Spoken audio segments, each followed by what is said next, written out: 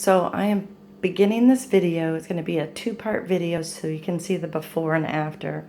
One of the things I had looked for prior to knowing that this day was going to come, that I would need assistance in showering David, and having taken care of both of my parents prior, it was such a challenge to find the right way to get a shower in rather than a bed bath, especially if you're not totally bedridden, to where you can transfer a little bit to get to get a nice shower and make it feel good. And I looked on the internet, and there were things for thousands and thousands of dollars, and some cheaper, but nothing that was quite as practical as I found this to be. This is my kitchen. Of course, it's not real wide, but what I bought was this from Lowe's. It's a wash pan that you typically buy. It's only like $35 that you would buy to put under a washer in case it leaked. It does have a drain hole if you needed something a little fancier, and you have an opportunity for a drain hole. You could prepare that, but I don't need that. I wrap the towels around it just in case there's any water splash, but honestly there really isn't, and we may or may not show you as David's taking a shower what it kind of, what happens. There's a little bit of splash, but believe it or not, this pan, you wouldn't think it would be deep enough to hold all the water from a shower, but it does. And then afterwards, I just use those same two towels to soak up the water, because it's like, how am I going to get this water out?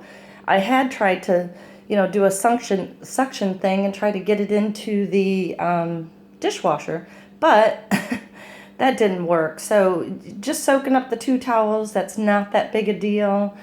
And so anyway, you have this, and then of course, to turn on your shower, of course, get it the right temperature, you just have your shower head.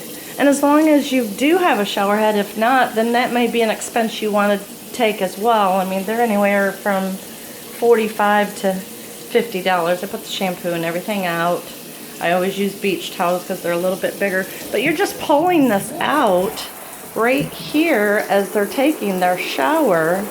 And see, it's really not splashing. There's a little bit of splash, but that's actually because I don't have a body here. And it actually causes less splash. So it can run for a while and fill up without any splash or without too much water splash. But it's still worth the time. And you just pull it back, shut it off. And like I said, you can see there's not, I didn't run it for that long, but there's not that much splash. And you just clean that up. But, for a $35 fix.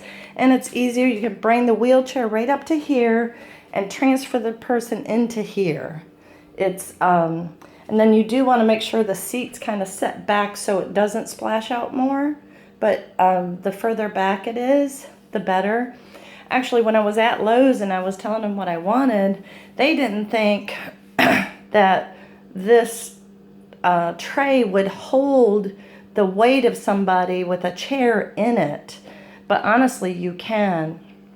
And I don't know if you could try a wheelchair. I could actually take the wheelchair if it's a skinny wheelchair, and if it has, like a bottom that you can still wash with.